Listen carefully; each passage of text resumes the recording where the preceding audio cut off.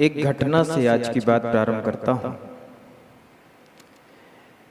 एक माझी सुबह सुबह सूर्य का उदय नहीं हुआ था, हल्की सी लालिमा थे, हल्का सा प्रकाश आसमान में आया था और निकल पड़ता है नदी किनारे की ओर।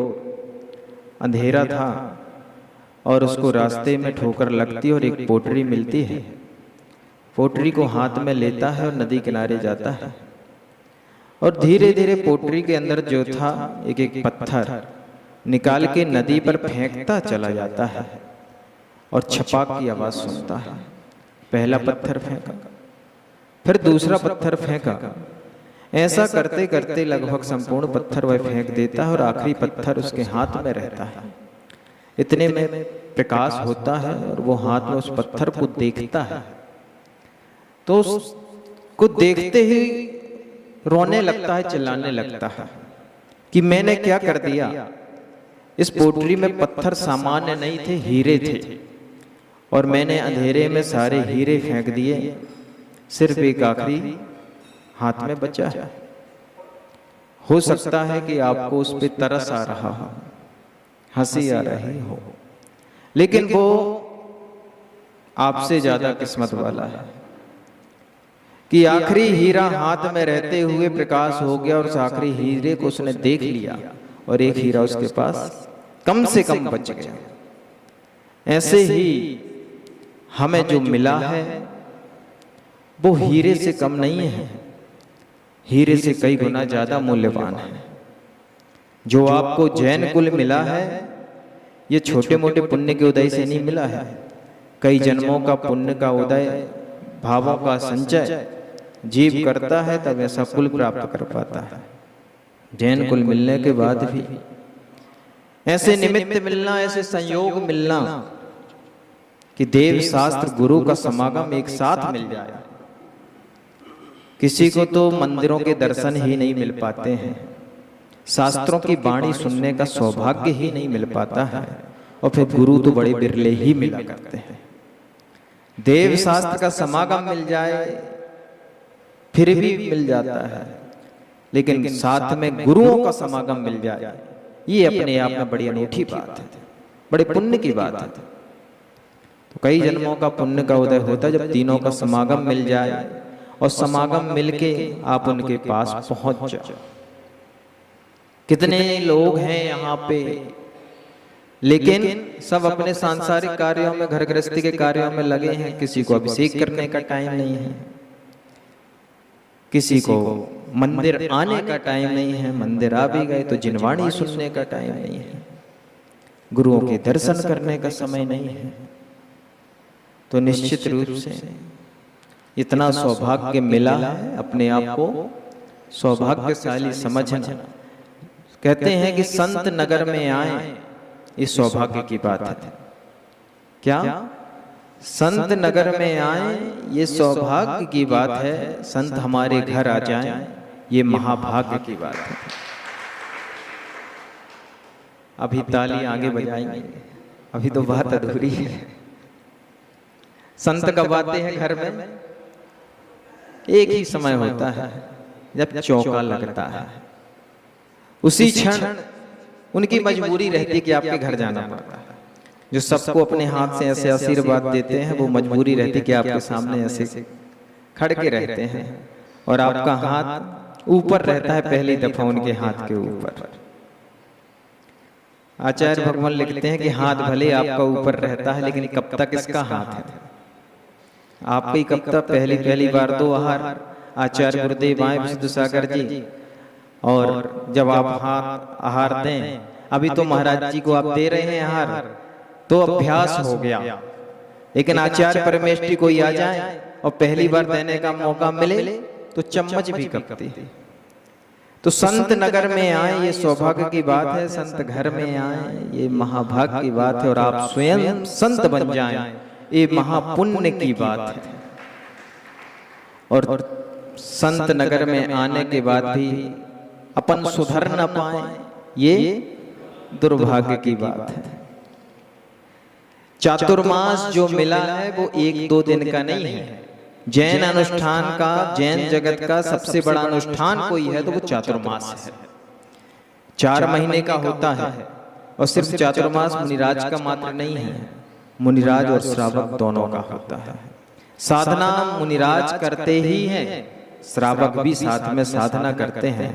तो चातुर्मास एक प्रकार का इंस्टीट्यूट है, एक प्रकार की स्वयं को सुधारने की एक पाठशाला है।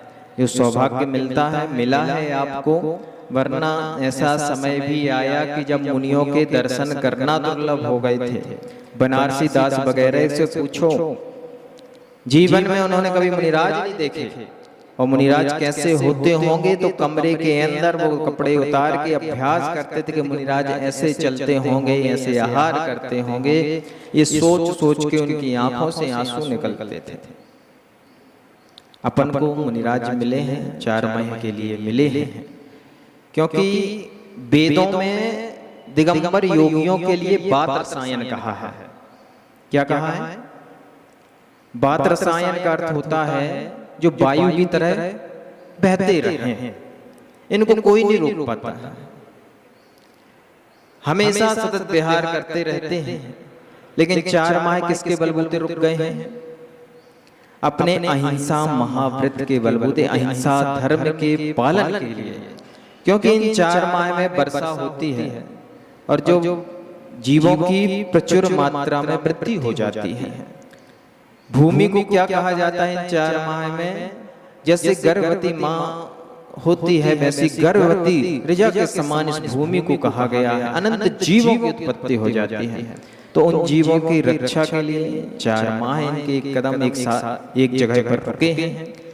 और यहीं पर क्यों रुके हैं? तो आपका भी अपना पुण्य है, इसलिए यहाँ पर। भगवान का समोषण कहाँ पहुंचता है?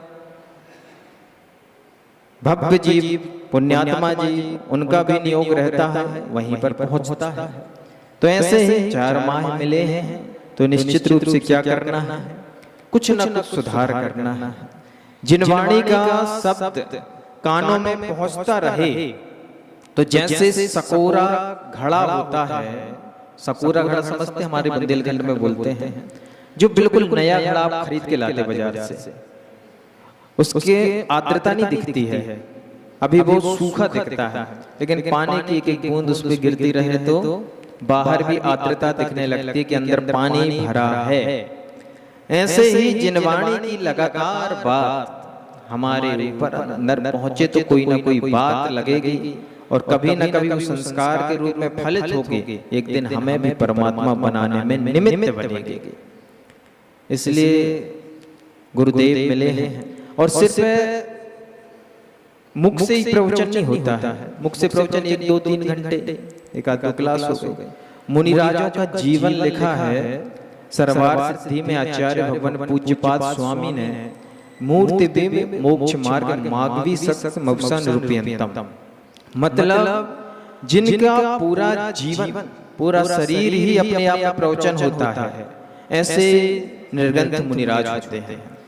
उनको प्रवचन की जरूरत नहीं पड़ती है। सुबह से शाम तक जिनकी चर्या ही अपने आप में प्रवचन हुआ करती है। तो शब्दों से जितना सुने वो तो प्रवचन है ही, लेकिन एक अहोभाव आना चाहिए हमें कि ऐसे दिगंबर मुनिराज मिले हैं। संसार में संत तो बहुत हैं, बहुत सारे संप्रदायों में साधु संत हुआ करते हैं, लेकिन इनकी तपस्या के आगे कोई नहीं ठहरता। 50 डिग्री 52 डिग्री टेम्परेचर हो रहा है, इस बार हुआ लगभग 48-50। उस समय भी विहार करते हुए एक समय आहार करना और 24 घंटे निकालना, उसमें भी अंतराय टाल करके, ये अपने आप में दुनिया का क्या है? आश्चर्य। किसी को बताओ अनजान व्यक्ति को कि ऐसी तपस्या करते हैं। कलौ काले चलो चित्ते देहान चकीट के एतच्चित् चमत्कारा जिन मुद्रा धरा नारा। आप ताजमहल देखने जाते हैं, आश्चर्य है। कोई बेबीलोन का झूला देखने जाता, कोई चाइना की दीवार देखने जाता। आचार्य भगवान ने कहा कि काल काला है, कलौ काले चित्त चलायमान है। पंचम काल खोटा काल कहलाता है, और चित्त इतना चलायमान है कि यहाँ पर बैठे हो आप 2 मिनट बाद क्या भाव हो जाए, यहाँ से उठ के जाओ क्या भाव हो जाए। एक बार 9 बार नमोकार भी एकाग्र चित्त मन से फेरा नहीं जाता है। चित्त इतना चलायमान है। कलो काले चलो चित्ते देहा न चकीट के, यह देह क्या है? अन्न का कीड़ा बना हुआ है। सुबह नाश्ता करते हो, फिर 2 घंटे बाद भूख लग जाती है, फिर खाते हो तो दोपहर में फिर कुछ खाना है, सांझ फिर खाना है, रात को फिर फरारी करनी है। त्याग कर देते हैं रात्रि भोजन का, तो भोजन में क्या लेते अपन? अन्न लेते हो 3 प्रकार के आहार, वो भी रात्रि भोजन के अंतर्गत आता है। अन्न का इसलिए कहा भैया एक स्टेप बढ़ो, लेकिन लक्ष्य यही है कि 4 प्रकार के आहार पानी का त्याग करो, क्योंकि हिंसा तो 4 प्रकार के आहार पानी में है। तो इतना सुबह से शाम तक खाते रहते हैं, देह अन्न का कीड़ा बना हुआ है। कलौ काले चलो चित्ते देहानंद चकीट के, एतत् चित्त चमत्कार जिन मुद्रा धरा नारा। यह सब होने पर कि चित्त चलायमान काल खोटा है और शरीर अन्न का कीड़ा बना हुआ है, फिर भी युवा जिन मुद्रा को धारण करते हुए देखे जा रहे हैं, संसार का सबसे बड़ा चमत्कार है। तो ऐसी महिमा आनी चाहिए गुरुओं के प्रति। यहाँ तक नहीं पहुँच पा रहे तो इनकी सेवा करते रहे, भैया भक्ति करते रहे, तो निश्चित रूप से पुण्य का तीव्र आश्रय हमारा होता चला जाएगा। गिलास खाली है आधा और आधा भरा है, ये आपकी दृष्टि पर निर्भर करता है कि आप उसको खाली देखते हैं कि भरा हुआ देखते हैं। और जो वर्तमान में वर्तमान को नहीं देख सकता है, जो वर्तमान में वर्तमान को नहीं देख सकता है, वो वर्तमान कभी नहीं बन सकता है। कहा गया है जे गुरु चरण जहां पड़े जग में तीर्थ होय। इनको तीर्थ नहीं कहा है, इनके चरण जहां पड़ जाएं वो रज भी तीर्थ बन जाती है। ये तो तीर्थ है ही, लेकिन इनके चरण रज की धूल भी तीर्थ बन जाती है। तो ऐसे कहते हैं कि पकड़ लो हाथ कस करके, पकड़ लो हाथ कस करके, अंधेरा भारी है, गुरुवर खो न जाऊं ये जिम्मेदारी तुम्हारी है। तो जो इनके हाथ पकड़ लेता है, इनके शरण में आ जाता है, तो वो उनका बेड़ा पार हो जाता है। जो मंदिर में विराजे हैं वो कौन है? हमारे भगवान है, वो निधि कहलाते हैं। भगवान कैसे होंगे, कैसे पता चलता है? तो ये प्रतिनिधि कहलाते हैं। वो निधि है जो मंदिर में विराजमान है, और ये प्रतिनिधि है जो यहाँ पर विराजमान है। महावीर कैसे रहते होंगे, इनको देखकर समझ में आता है। एक छोटा सा दृष्टांत देके बात पूरी करते हैं। गोमटेश में जब महामस्तकाभिषेक हुआ 2018, आप लोग भी गए होंगे, शायद देखा होगा, नहीं गए तो एक बार मस्तकाभिषेक जरूर देखेगा, क्योंकि विश्व की सबसे सुंदर प्रतिमा जो दिगंबरत्व का जयनाद करने वाली है वो है बाहुबली भगवान। और जब उसमें अभिषेक होता है तो इतना अद्भुत क्षण होता है। तो ऐसे बाहुबली भगवान का मस्तकाभिषेक हो रहा था। सारे आचार्य पहुंचे, आचार्य गुरुदेव विशुद्ध सागर जी महाराज भी सत्संग पहुंचे, आहारचर्या चल रही थी, और देश के सारे विद्वान लगभग श्रेयांश जी बड़ौत, विनोद सनत जी रजवांस आदि ये सारे विद्वान वहां पर पहुंचे, गुरुदेव का आहार दे रहे थे, देख रहे थे। तो इतने में विनोद सनत रजवांस जी जो बहुत बड़े पंडित, उन्होंने कहा कि भगवान महावीर स्वामी कैसे आहार लेते होंगे। तब बड़ौत के पंडित जी बोलते हैं कि भगवान महावीर स्वामी को तो हमने नहीं देखा है, लेकिन आचार्य गुरुदेव का आहार देखता हूं तो यही लगता है कि ऐसे ही आहार भगवान महावीर स्वामी लेते हैं। नासा बिल्कुल अंजलि में दृष्टि, बाहर कुछ इशारा नहीं, कुछ देखना नहीं।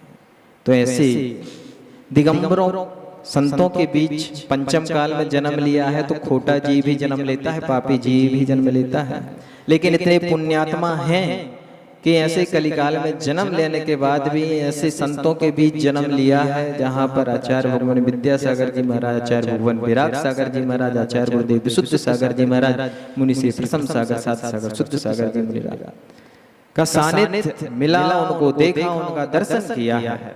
तो इतना मिल गया है, अब इसके बाद क्या करना है कि अंतिम श्वासें निकलने से पहले जीवन में कुछ संयम के बीज आ जाए, सच्चे दर्शन को हम प्राप्त हो जाएं, तत्व निर्णय के रूप में जीवन आगे बढ़ते हुए और संयम के संस्कार इस जीवन में हो तो निकट भवों में निश्चित रूप से मुक्ति संभव है।